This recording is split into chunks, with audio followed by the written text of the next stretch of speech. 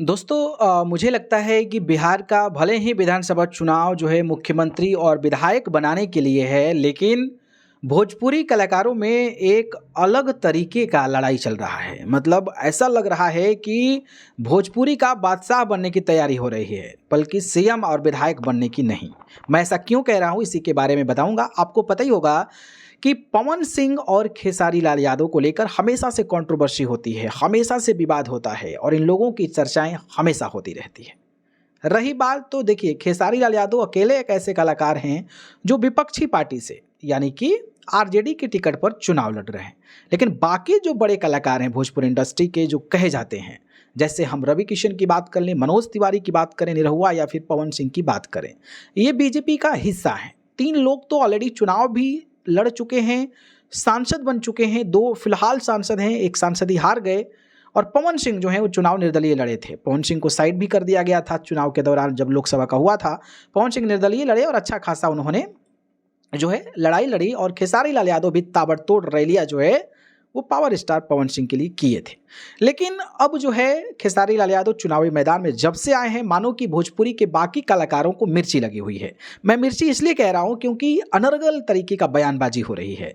मतलब एक कलाकार हो भाई, कलाकार ठीक है, आप जिस पार्टी के लिए बने हो बने रहिए, लेकिन आकर अनाप शनाप बोलना मुझे लगता है कि ये शोभा नहीं देता है। शुरुआत जो है रवि किशन ने किया था, और रवि किशन की इस तरीके से धुआई जो है खेसारी लाल यादव ने किया कि अब जो है रवि किशन बिल्कुल भी नहीं बोल रहे हैं, एकदम खामोश बैठे हैं, मानो कि पस्त हो गए हैं। तो खेसारी लाल यादव देखिए बड़ बोले आदमी हैं, मतलब इतना ज़्यादा बोल देते हैं और अच्छी ऐसे ऐसी बातें बोल देते हैं कि सामने वाला टिकता तक नहीं है। और रवि किशन का क्या हाल है आज देख ही रहे हैं, कोई भी बयान अब आकर नहीं दे रहे हैं सामने।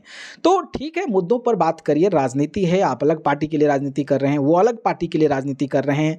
राजनीति करिए, बातें करिए, मुद्दों पर बात करिए, लेकिन आप ये तीर मार देंगे, वो तीर मार देंगे, धर्म एटॉल, ये क्या है भाई? बिहार के डेवलपमेंट्स के बारे में बात करें, बिहार के विकास के बारे में बात करें, जीते कोई हारे कोई ये फर्क नहीं पड़ता है, लेकिन आप उसके बारे में बात करें ना।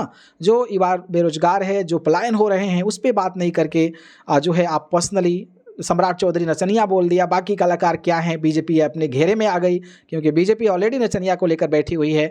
तो इस तरीके की चीज़ें हुई। अब रही पवन सिंह, तो पवन सिंह भी आकर एकदम चिल्ला रहे हैं गला फाड़ के। मतलब मुझे लगता है कि भाई स्टार प्रचारक बनाया गया है तो आप स्टार कैंपेनर के रूप में आइए, काम कीजिए, प्रचार कीजिए, कैंडिडेट को जिताइए, बिहार में जो बीजेपी ने काम किया है उसको बताइए, और आप अपनी बातों को बोलकर अपने जो जनता है, आपकी जो कैंडिडेट है, उसको जिताने की बात करेंगे। गला फाड़ के और जहाँ भी जा रहे हैं कि मैं वैसे वैसे नहीं हूँ, मैं लाइव नहीं आता हूँ, ये वो, भाई ये बोलने की क्या ज़रूरत है?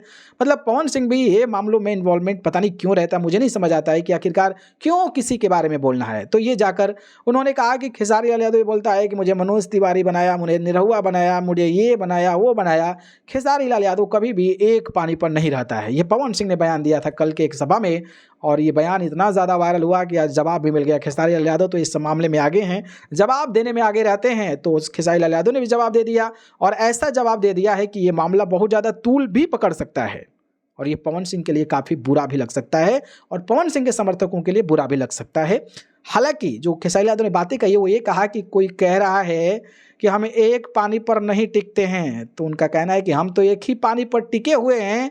लेकिन जो कहा है उनसे पूछिए कि आखिरकार 4 लोगों को क्यों बर्बाद कर दिया। अब ये पर्सनल लेवल पर चला गया, उनका पर्सनल रिलेशन पवन सिंह का है, उस पर जो है खेसारी लाल यादव ने कटाक्ष कर दिया, और ये बहुत तीखा प्रहार है, ये छोटा मोटा कटाक्ष नहीं है।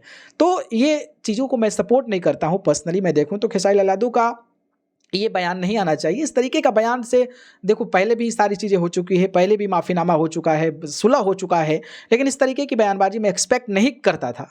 लेकिन अब जब फ्लो में सब कोई आ ही गया है, तो खेसारी लाल यादव भी चल रहे हैं कि चलो भाई, जब सब कोई आ गया है तो हम क्यों पीछे रह जाएं। लेकिन मेरे अनुसार जो मैं बातें कह रहा हूं, मैं एक्सेप्ट नहीं करता हूं ऐसी चीज़ों को कि इस तरीके की चीज़ें हो, इस तरीके की चीज़ें बोली जानी चाहिए, जहां तक मेरा मानना है। बाकी जिस तरीके का लड़ाई जंग शुरू हुआ है, उस पर आपकी राय क्या है और क्या सही है, खेसारी लाल यादव ने ये बयान दिया है वो सही है। बाकी तो और भी बयान लोग दे ही रहे हैं ना, रवि किशन ने दे दिया, पवन सिंह भी जाकर गला फाड़ के चिल्ला रहे हैं और इशारों में बोल रहे हैं। हर कोई समझता है, everybody is intelligent in this world and खास करके बिहार में। तो आप क्या बोल रहे हैं, किस पे बोल रहे हैं, कहाँ से बोल रहे हैं, हर कोई समझ रहा है। तो मुझे लगता है कि पवन सिंह की भी गलती है कि इस तरीके की आकर गला फाड़ कर चिल्लाना किसी के बारे में। और खेसारी लाल यादव को तो मैं कई बार कह चुका हूँ कि पर्सनल लेवल पे बातें नहीं करनी चाहिए। हालांकि इसका इम्पैक्ट क्या होगा चुनाव में, ये आप हमें कमेंट करके जरूर बताइएगा। ठीक है, धन्यवाद।